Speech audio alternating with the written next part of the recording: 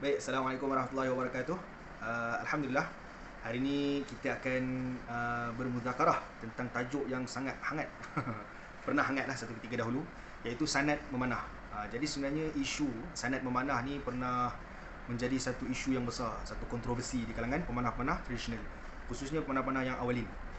Jadi siapa yang pernah terlibat secara langsung dalam isu sanad memanah ni, dia faham lah dan dia tahulah macam mana keadaan pada ketika tu. Jadi sebenarnya bila kita sebut isu sanad memanah ni, dia telah membentuk pada dua pihak ataupun dua golongan. Pihak yang pertama, dia kata untuk belajar memanah ni mesti dengan guru dan mesti dengan guru yang bersanad. Itu puak pertama ataupun golongan yang pertama. Golongan yang kedua pula, dia kata dalam memanah ni, ilmu memanah ni tidak ada sanad. Mana ada sanad dalam memanah? Kata golongan yang kedua. Jadi sebenarnya kita akan kupas. Sebenarnya kedua-dua pihak ataupun kedua-dua golongan ni tak salah.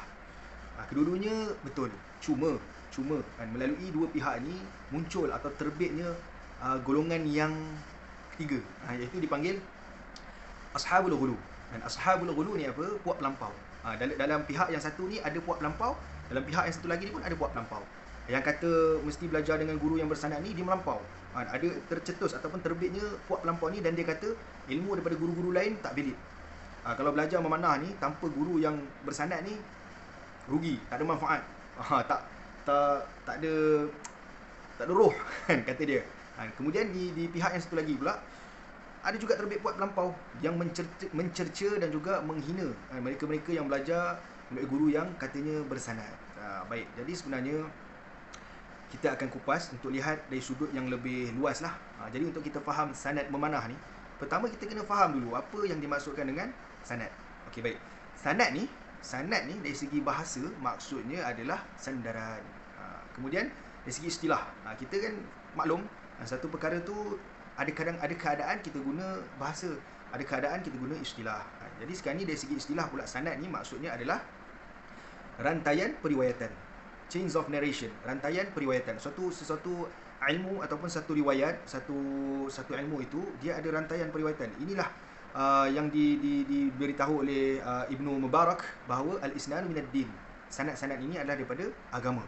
Jadi ilmu ni, satu periwayatan ni, dia ada sanad, dia ada tingkatan dia. Murid belajar dengan syekh, dengan guru dia, kemudian dengan guru dia. Sehinggalah kalau kata dalam bila kita menjurus pada ilmu hadis, kita nak lihat adakah sanad tersebut muttasil dengan Nabi sallallahu alaihi wasallam ataupun munqati'.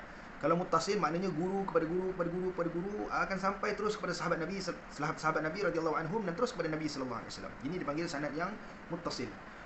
Kemudian sanad yang munqati', panjanglah perbahasan dia, kita tak nak sentuh bab isu hadis, tapi kita nak bincang tentang isu periwayatan suatu ilmu.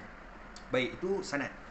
Jadi sekarang ni isu dia, adakah dalam memanah ni penting untuk kita kaitkan dengan sanad? Sebab apa? Macam tadi diberitahu bahawa Ibnu Salah telah bagi tahu al-isnadu minad din. Sanad-sanad ini adalah termasuk dalam perkara agama. Kata beliau lagi, laulal isnada faqala man syaa ma syaa. Kalaulah tidak ada sanad, maka sesiapa saja akan kata apa saja yang dia nak kata. Sebab apa? Semua orang boleh claim lah. Dia akan claim ni, dia akan claim tu. Sebab apa? Sanad tu tak ada. Okey, baik. Jadi sekarang ni sebenarnya dalam, bila kata dia bukan bab hadis, dia bab lain lah. Sebenarnya bila kita kata sanad tu, tak semestinya dia muttasil sehingga kepada Nabi sallallahu alaihi wasallam. Sebab apa? Bila kita nak kaitkan ataupun nak sabitkan dengan Nabi sallallahu alaihi wasallam, dia mesti mustanid dengan nas ataupun dalil yang qat'i. Mesti dia bersandar pada sama ada Quran ataupun hadis. Tapi kita maklum, kita sekarang ni maklum bahawa ilmu memanah ni, dia memang memanah tu sendiri, rimayah bisiham ni, dia sendiri sabit dengan hadis yang sahih, dia sendiri sabit dengan kalam Nabi sallallahu alaihi wasallam. Tapi yang kita nak bincang sini adalah sanad ilmu memanah. Okey, baik, sebelum kita pergi kepada sanad ilmu memanah ni, kita kena faham, dia panggil dalam ilmu periwayatan ni ada satu bab dipanggil bab siyarul ada. Siyarul ada ni bab yang membahaskan atau membincangkan tentang bagaimana satu periwayatan itu disampaikan. Dia ilmu ni macam tadi kita kata bersambung sampai syekh. Kemudian yang akhir ni ataupun anak murid ni, macam mana dia sampaikan. Sebab apa? Macam mana dia sampaikan ni dipengaruhi oleh macam mana dia dapat. Sebab tu bab syiarul ada ni membahaskan tentang perkara ni. Sebab apa? Perkara ni dia akan menjadi satu garis untuk kita nilai satu riwayat tersebut, sesuatu periwayatan tersebut. Saya tak nak sentuh panjang bab ni, tapi saya akan sentuh sikit supaya kita nampak gambaran macam mana sanad ini diambil dan disampaikan. Okey, baik. Tingkat yang paling tinggi dalam bab syiarul ada ni adalah dipanggil as-sima'u an-syekh, as-sima'u min asy-syekh. Dengar daripada syekh sendiri. Ini bab yang paling tinggi. Satu orang ni dia belajar dengan syekh dia, dia dengar sendiri syekh dia ajar kepada dia. Sama ada syekh ni ajar melalui hafazan ataupun hafalan, ataupun syekh ni baca kitab dan dia dengar. Jadi ini bab yang paling tinggilah, paling tinggi. Jadi dalam bab ini satu orang tu dia akan sampaikan balik dengan beberapa gaya bahasa. Antaranya adalah sami'tu. Aku telah mendengar. Sami'tu an syekh kada wa kada. Aku telah mendengar daripada syekh sekian-sekian akan sekian-sekian. Kemudian juga ada juga yang dia guna lafaz akhbaroni, telah mengkhabarkan kepada aku syekh sekian, ataupun haddathani, telah menceritakan kepada aku syekh sekian, ataupun anba'ani, qala li. Banyak lagi lah. Ini dia panggil sirah, menyampaikan periwayatan tersebut. Ada banyak. Jadi ini martabat yang paling tinggi. Kemudian martabat yang kedua dia panggil al-qira'atu 'ala syekh. Dibaca di hadapan syekh. Contohnya hadis lah, kita kaitkan dengan hadis ataupun kitab. Dia baca dengan syekh. Kemudian syekh ni sanad dia sampai. Kalau kata hadis, sanad dia sampai kepada Nabi. Kalau kata kitab yang mutaakhir, sanad dia sampai kepada musannif ataupun pengarang kitab. Baik, jadi bentuk qiraah ala syekh ni ada dua keadaan. Sama ada dia sendiri yang baca di hadapan syekh, kemudian syekh dengar dan syekh akan syarah. Dia akan baca sampai satu part, syekh syarah sekian. Ini maksudnya begini. Sebab apa? Yang faham, betul-betul faham tentang satu matan adalah penulis matan tersebut. Kalau kata hadis, yang betul-betul faham tentang hadis Nabi SAW sendiri. Dan yang faham selepas tu adalah para sahabat Nabi radhiyallahu anhum, sebab sahabat-sahabat Nabi yang hidup bersama dengan Nabi, dan mereka sendiri yang dengar secara langsung hadis Nabi SAW. Jadi pertama dia baca, ataupun keadaan yang kedua, gambaran yang kedua adalah murid lain baca lah. Sebab tu kalau kita belajar ataupun kita bertalaqi, kita nak mengambil istifadah ataupun mengambil ilmu daripada satu orang, kita akan hadir dia punya majlis ilmu dia. Jadi yang hadir tu ada kali ni kita seorang, ada kali ni kita berdua, ada kali bertiga, dan ada keadaan ramai. Jadi kalau macam khusus sekarang ni umum di pusat-pusat pengajian ramailah, murid ramai. Jadi kaedah qiraah ala syekh ni memang dah masyhur dan diguna pakai secara meluas sekarang. Satu orang pelajar dia akan bangun, sama ada bangun atau duduk, biasanya untuk adab dia bangunlah. Dia akan bangun dan dia akan baca periwayatan, kemudian syekh akan dengar dan syekh akan takrir, akan mengiyakanlah. Kalau ada salah, syekh akan betulkan. Kalau ada perlu syarah, syekh akan syarah. Kalau dia yang baca pada syekh, cara dia sampaikan periwayatan tersebut adalah dengan lafaz qara'tu ala. Aku telah baca periwayatan ini di hadapan syekh sekian. Kalau orang lain yang baca, dia dengar, dia ada dalam majlis tersebut, dia ada dalam majlis talaqi tersebut, dia dengar juga pelajar lain baca, maka dia akan sampaikan dengan quri'a alaih, telah dibaca ke atas syekh sekian. Baik, itu martabat yang kedua. Martabat yang ketiga, ini martabat yang paling masyhur lah, yang selalu dikaitkan dengan kitab-kitab yang lain, yang ada munqati', ada muttasil, dan ada yang muttasil sehingga musannif ataupun pengarang kitab sahaja. Iaitu dipanggil al-ijazah, pengijazahan. Jadi ijazah ni sangat masyhur lah. Lebih-lebih lagi yang mutaakhir, mereka buat kitab, mereka karang kitab, dan mereka akan ijazahkan kepada anak murid dia. Jadi kita sentuh sikit lah. Bab ijazah ni juga dia sebenarnya luas, dia perbahasan dia panjang, tapi kita tak nak cerita panjang lah, kita sentuh sikit je. Lebih kurang lah bab ijazah ni dia ada sekitar 5 bentuk. Pertama dia panggil ijazah muayyanin li muayyanin. Muayyanan li muayyanin, iaitu kepada sesuatu pengijazahan, sesuatu yang ditentukan, dikhususkan kepada seseorang yang ditentukan. Contohnya, kalau saya buat kitab, nama kitab saya kitab memanah tradisional, contoh. Jadi saya dengan anak murid saya akan beritahu, wahai Muhammad, saya ijazahkan kitab saya ini kepada kamu. Itu dipanggil muayyanan li muayyanin. Yang diijazahkan tu muayyan, tertentu, ditentukan, dikhususkan. Yang diijazahkan juga muayyan, ditentukan. Keadaan kedua pula bab ijazah ni dia panggil muayyanan li ghairi muayyanin. Yang diijazahkan tu ditentukan. Contoh murid dia lah, saya ijazahkan kepada kamu. Apa yang diijazahkan itu tidak muayyan, tidak ditentukan. Saya ijazahkan kepada kamu ilmu yang saya telah belajar. Jadi ilmu yang guru dia belajar ni banyak. Jadi tak ditentukan. Jadi dia ghairu muayyanin. Kemudian martabat yang ketiga dia panggil ghairu muayyanin li ghairu muayyanin. Dahlah orang yang dia nak diijazahkan tu tak ditentukan. Yang diijazahkan, apa yang nak diijazahkan pun tak ditentukan. Contohnya, satu orang guru, satu orang syekh ni dia kata, aku mengijazahkan apa yang telah aku belajar, ataupun aku mengijazahkan hadis yang telah aku dengar kepada penduduk yang berada di zaman hidupnya aku. Jadi tak ditentukan, dia tidak majhul. Penduduk tu, bila kata penduduk di zaman dia, dia majhul. Majhul ni lawan dia maklum. Majhul ni maksudnya tak diketahui. Dia tidak, bukanlah tak diketahui, dia diketahui, iaitu penduduk zaman dia lah. Tapi terlalu umum, tak ditakyin-kan, tak ditentukan siapa. Baik. Kemudian martabat yang keempat adalah dipanggil limajhulin. Limajhulin ni dia orang yang dia nak bagi ni muayyan, tapi yang dia apa? Nak ijazahkan tu majhul. Contohnya dia bagi tahu, aku ijazahkan kepada kamu kitab memanah aku. Dia sebut kitab memanah aku. Sedangkan dia karang kitab memanah tu banyak. Ada banyak kitab memanah ni, cara-cara memanah, teknik memanah, berapakah jenis busur-busur panah, bagaimana cara untuk buat busur panah, berapakah jenis-jenis anak panah. Banyaklah, kalau kata kitab memanah banyak. Jadi dia majhul, tak diketahui mana satu. Okey, baik. Kemudian yang terakhir, bukanlah terakhir, tapi yang terakhir yang saya akan sebut. Sebab apa? Bab ijazah ni macam saya kata tadi panjang lah, kalau kita nak bahas ni panjang. Jadi yang terakhir yang saya nak sebut adalah dipanggil ijazah ma'dum. Ma'dum ni apa? Dia tak ada. Dia ijazahkan kepada orang yang tak ada. Sama ada memang betul-betul tak ada, ataupun dia akan ada. Contohnya lah, sebab apa biasa kalau kata dulu-dulu ni, amalan ijazah ni sangat umum lah. Sebab apa murid ni dia nak ambil keberkatan, nak ambil keberkatan. Dia dapat manfaat daripada guru dia, dia dapat keberkatan daripada guru dia dengan ilmu yang dia belajar daripada guru dia.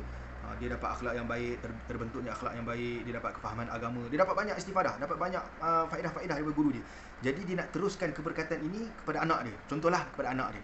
Jadi dia jumpa guru dia, anak dia ni belum lahir lagi. Ataupun dia kahwin pun belum. Tapi dia minta syekh dia. Jadi syekh dia ni pun ijazahkan, baiklah aku ijazahkan kepada kamu kitab aku ini, dan juga kepada anak kamu. Sedangkan dia belum kahwin, anak, bukan kata anak, isteri pun tak ada lagi. Jadi dia panggil ijazah ma'dum. Ataupun dia bakal ada anak. Contohnya isteri dia dah mengandung beberapa bulan dan anak dia bakal lahir. Maksudnya orang tu dah ada dah, tapi still ma'dum, tak wujud lagi kat dunia ni, masih dalam perut. Jadi guru dia ijazahkan, aku ijazahkan kepada kamu kitabku ini kepada anak kamu yang bakal lahir. Jadi ini dipanggil ijazah ma'dum. Okey, baik. Kemudian pertama tadi yang paling tinggi, simak, dia dengar secara terus dengan syekh dia. Yang kedua, qiraah, dia baca ataupun murid lain baca di hadapan dia, baca di hadapan syekh. Yang ketiga dipanggil ijazah. Yang keempat, dia sebenarnya banyak lagi, tapi insyaAllah saya akan sentuh sampai yang keempat saja, iaitu al-kitabah. Kitabah ni apa? Syekh ni dia buat kitab, dia karang kitab lah. Dia karang kitab, dan daripada kitab ni diserahkan kepada anak murid dia. Tadi tu periwayatan yang sama ada berbentuk kitab ataupun tidak, tapi yang kali ni khusus dengan kitab. Jadi melalui kitab ni pun terpecah kepada dua. Sebenarnya pecahan ni banyak lah, tapi insyaAllah saya ringkaskan lah. Terringkaskan, pecah pada dua. Kitab ini anak murid dia dapat, kemudian dia dapat daripada guru dia, dan guru dia ijazahkan bahawa aku ijazahkan kamu dan kamu sebarkanlah ilmu yang ada dalam kitab ni. Ini ijazah, ini penyerahan kitab yang muqaranah bil ijazah, yang disertakan dengan ijazah. Jadi ini tidak ada khilaf lah bahawa memang tinggi lah, dan juga dia paling dia antara yang diterima, dan sanad dia ni tinggi. Sebab apa? Dia dapat kitab dan guru dia ijazahkan kepada dia untuk dia sampaikan kepada orang lain. Yang kedua pula, dia dapat kitab tapi tidak disertakan dengan ijazah. Sama ada dia dapat secara terus, guru dia bagi, ni kitab aku, contoh, guru dia bagi, dia bagi, tak tahulah sama ada dia bagi itu untuk sekadar simpan, ataupun pinjam untuk salin balik, ataupun dia bagi itu memang dia bagi terus, ataupun dia bagi itu memang untuk anak murid dia sampaikan. Dia tak diijazahkan. Jadi untuk bab yang ni, untuk gambaran yang ini, diberi kitab tanpa disertakan dengan ijazah, di sini ada beberapa pecahan jugalah. Katanya ada sebagian ulama kata dia tidak boleh meriwayatkan kitab tersebut. Sebab apa? Dia tidak mendapat ijazah daripada guru dia. Dia sebenarnya panjanglah bab dapat kitab ni. Ada yang ada perbahasan tentang anak murid ni dia dah lama mulazamah dengan guru dia, tapi tak pernah dia dapat kitab pun, sehingga guru dia dah meninggal, dah lama dengan, dan dia khidmat di rumah guru dia, ataupun di madrasah, ataupun di pusat pengajian guru dia. Dia kemar dia jumpa kitab. Kitab tu pula kitab yang memang guru dia pernah ajar. Sebahagian daripada ilmu yang ada dalam kitab tu guru dia pernah ajar dia. Dan ini kitab ni dia langsung tidak diserahkan pun, dan apatah lagi diijazahkan. Ini pun ada perbahasan dia. Ada setengah ulama kata boleh untuk dia sampaikan sebab dia memang anak murid kepada guru tersebut. Ada sebahagian kata tidak boleh sebab tidak mendapat keizinan. Okey, baik. Jadi bab yang kedua tadi, kitab guru dia bagi tapi tidak disertakan dengan ijazah. Pendapat yang paling asah, pendapat yang paling jumhur lah, pendapat yang diterima pakai adalah boleh. Sebab apa? Diketahui secara jelas bahawa bila mana satu orang syekh ataupun satu orang guru ni, bila dia buat kitab, mestilah dengan maksud supaya ia untuk disebarkan, mestilah dengan maksud supaya dia dapat dipelajari oleh seramai mungkin orang untuk dapat mengambil manfaat daripada karangan dia. Ini pandangan ataupun dalil yang bagi ulama-ulama yang mengharuskan bolehnya meriwayatkan kitab tersebut. Tapi bagi yang kata tak boleh pula, sebab apa? Kitab yang syekh buat ni tak semua orang faham. Tak semua matan-matan yang ada dalam kandungan kitab tu tak semua orang faham murad ataupun apa yang pengarang tu nak. Kadang-kadang penulisan dia sekian, tapi yang pengarang tu nak maksud dia tak maksudnya dia perlu syarah yang lebih detail, bitafsil, supaya orang faham apa sebenarnya murad kehendak musannif tersebut. Sebab itu ulama yang kata tak boleh tu dia kata macam itulah. Dia kata tak semua orang faham murad ataupun kehendak guru tersebut. Okey, baik. Jadi sekarang ni kita kembali balik kepada sanad memanah. Jawapan bagi nak kata adanya sanad ni, dia ada dua jawapan. Pertama, ya, sanad ilmu memanah itu ada. Jawapan kedua, tidak ada. Jadi dia panggil apa? Saling berselisih. Muta'arid. Dia saling berselisih, saling berlawan. Jadi baik. Bila kita kata ada, ya memang ada. Sebab apa? Ilmu memanah ni sebenarnya telah dibukukan. Ilmu memanah ni telah dikitabkan banyaklah. Kalau nak sebut memang banyak. Antaranya, baik, ini antara kitab yang saya ada, karangan Imam Syamsuddin Muhammad bin Abdul Rahman As-Sakhawi Asy-Syafi'i. Dia wafat sekitar tahun 902 Hijrah. Baik, kita bukan nak bicara, kita bukan nak cakap pasal kitab ni, tapi kita nak cakap tentang kitab ni. Dia ada bagi tahu ni pada bab Al-Mu'allafat fi Ilmi Ar-Ramy Khasah. Di sini dia senaraikan beberapa karangan ataupun kitab-kitab yang telah dikarang khusus atau maksud memanah. Banyaklah, memang banyaklah. Tapi ni pun tak semua. Ada juga sebahagian kitab yang tak ada dalam senarai ini. Banyak antaranya Ahkamur Ramy was Sabq, Istikhrajus Siham, Al-Ifadatu wat Tabsir li kulli ramin. Banyak ni semua tentang memanah. Banyak kitab ni. Juga Awthaqul Atbab fi Ramy, Bughyatul Fityan. Antara yang masyhur Bughyatul Maram wa Ghayatul Gharam fi Ramy Siham. Kitab ni saya ada lah. Ini kitab dia. Kitab ni dia panggil, kalau terjemahan dia masyhur, Sarasin Ashri. Masyhur lah. Karangan siapa? Taibuga Al-Ashrafi Al-Mamluki. Dia ni tentera Mamluk lah. Taibuga ni sendiri kan, Syekh Taibuga ni sendiri dia bukan orang Arab pun, tapi kitab dia kitab Arab. Sebab tu dalam kitab dia banyak lafaz-lafaz yang sukar untuk diterjemah, sukar untuk dikenal pasti. Sebab apa? Dia kitab bahasa Arab tapi lafaz yang guna tu bukan lafaz Arab. Lafaz yang dipinjam daripada bahasa lain. Bahasa Yunan. Dia ni Yunani. Jadi dipinjam daripada bahasa Yunan, dipinjam juga dalam bahasa Turki. Sebab dia bergaul dengan ramai puak sehingga bahasa ni terpengaruh lah. Tapi nak cerita, Imam Taibuga ni kitab dia memang sangat terkenal lah.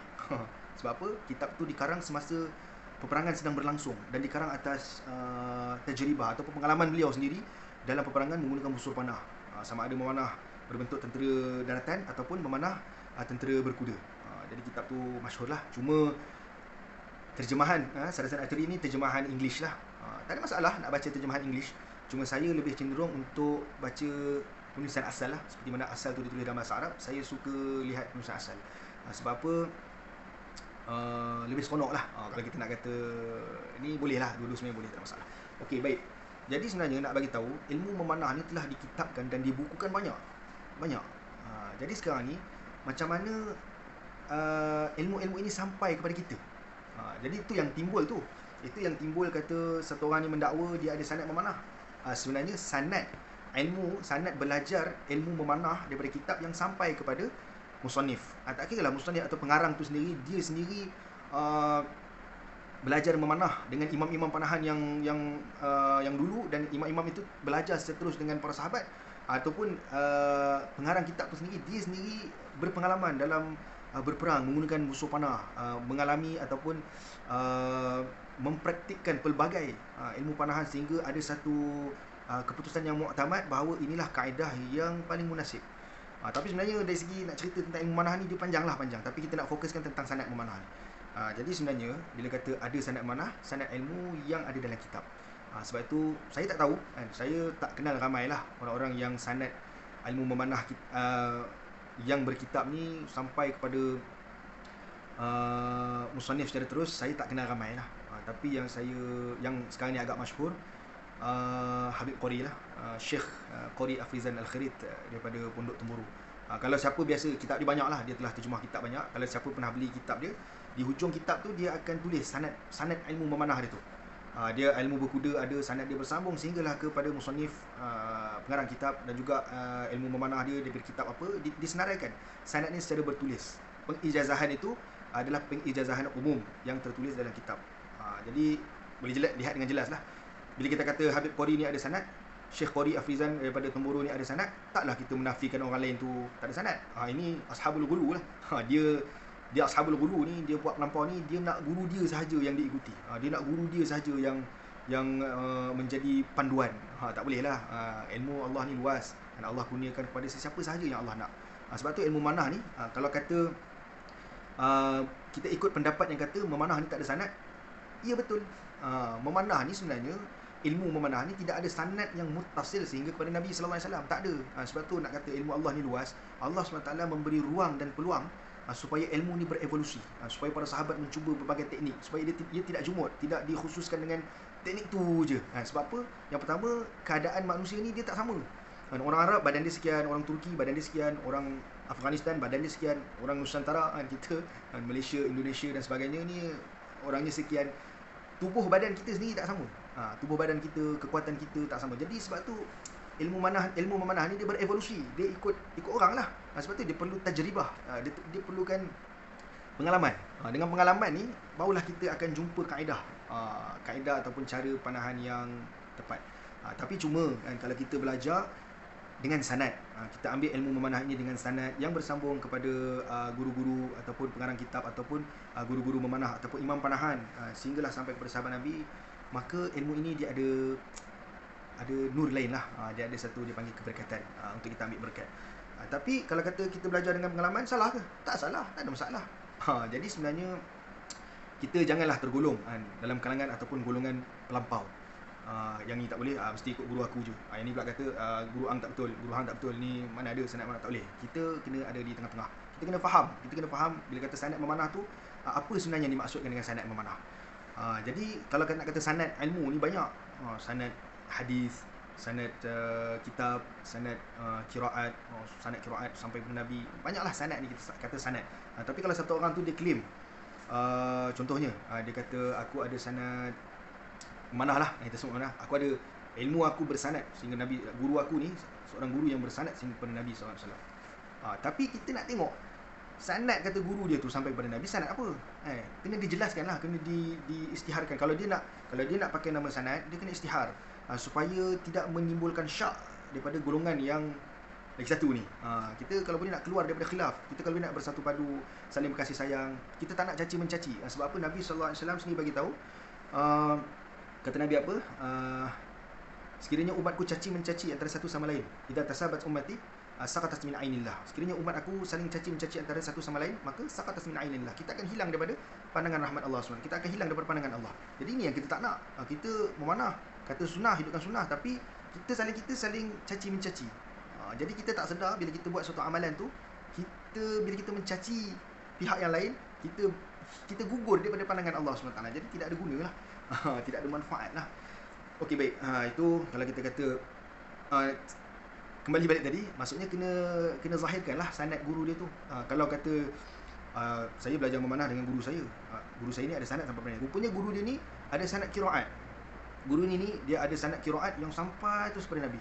Jadi salah tak dia kata guru dia ada sanad sampai pada Nabi? Tak salah. Betul lah guru dia ada sampai pada Nabi SAW. Tapi yang salahnya, sanad tu bukan sanad ilmu memanah tu, tapi sanad lain.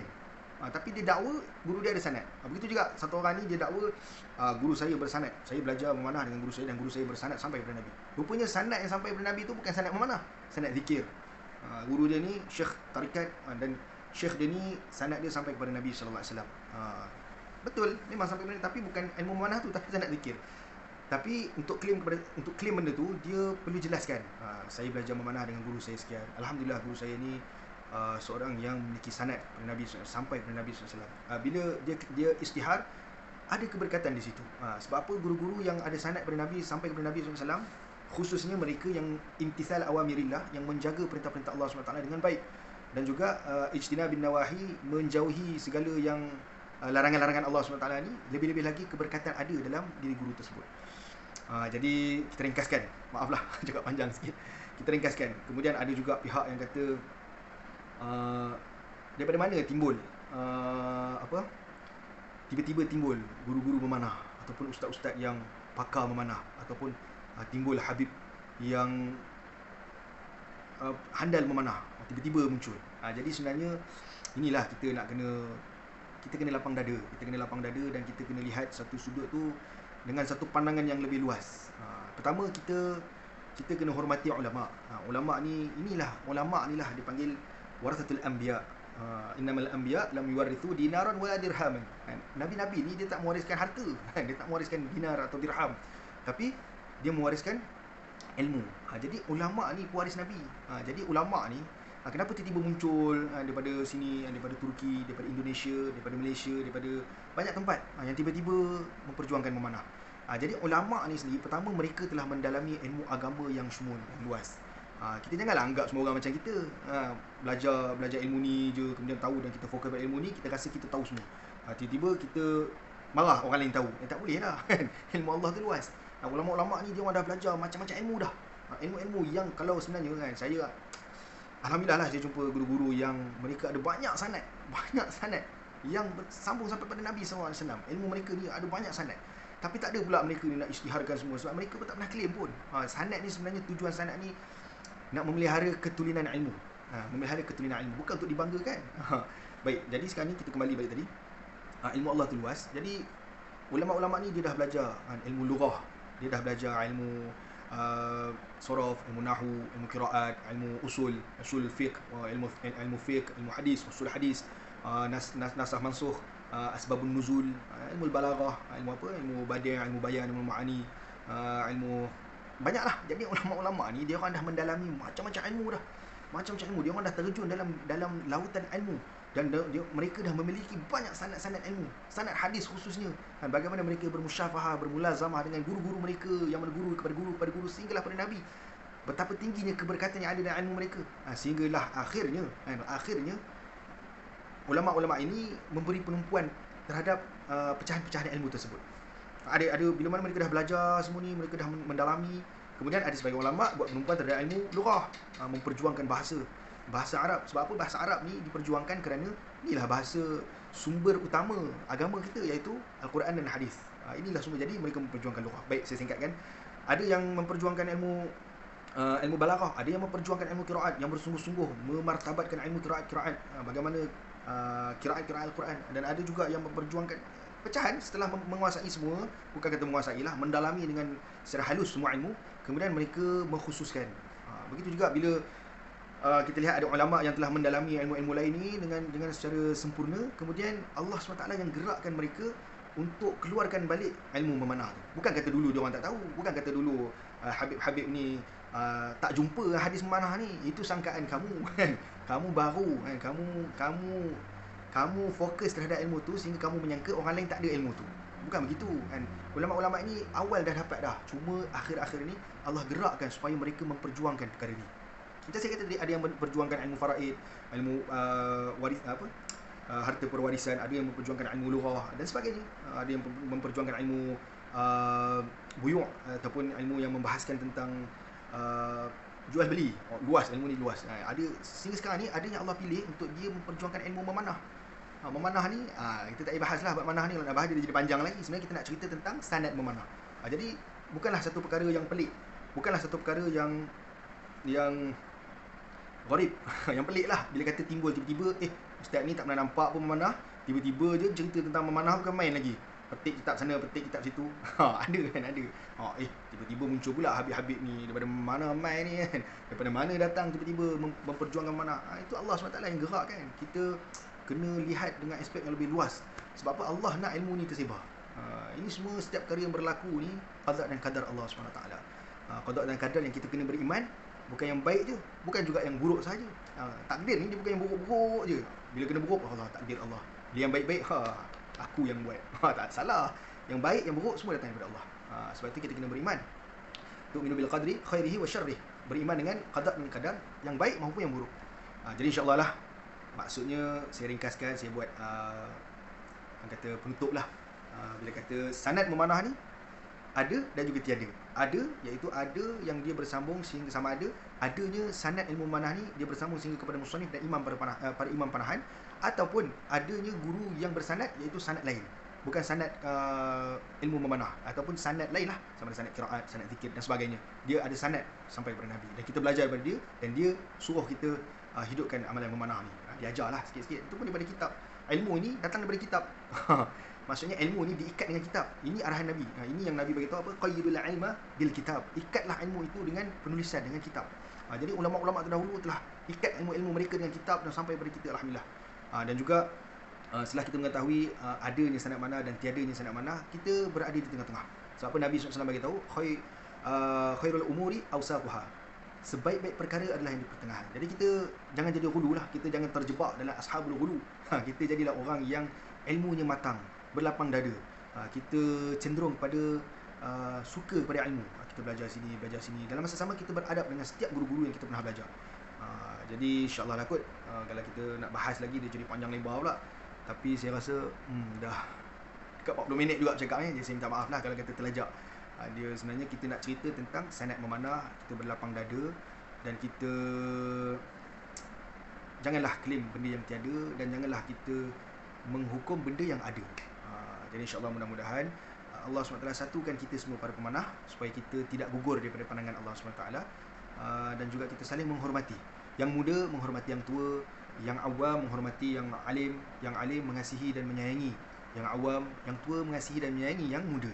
Bila kita saling berkasih sayang, saling menutup aib masing-masing, menyebarkan kebaikan masing-masing. Aib orang kita tutup, aib kita jadikan panduan bahawa aku tak layak pun sebenarnya nak cerita aib orang. Okey, baik, insya-Allah kita tutup lah. Kita nak sembang ni jadi panjang pula. Jadi insya-Allah mudah-mudahan kita semua dapat kebaikan, dan Allah SWT pilih kita, gunakan kita untuk tersebarnya kebaikan kepada umat, insya-Allah. Mudah-mudahan yang baik daripada Allah, dan tak baik itu sebab kelemahan dan kejahilan saya. Mudah-mudahan Allah ampunkan saya dan kita semua, insya-Allah. Jadi kita tutuplah muzakarah kita ni dengan tasbih kifarah. Subhanallah bihamdihi, subhanakallahumma wa bihamdika, asyhadu an la ilaha illa anta, astaghfiruka wa atubu ilaik. Subhana rabbika rabbil izzati amma yasifun, wassalamun ala mursalin, walhamdulillahi rabbil alamin. Assalamualaikum warahmatullahi wabarakatuh.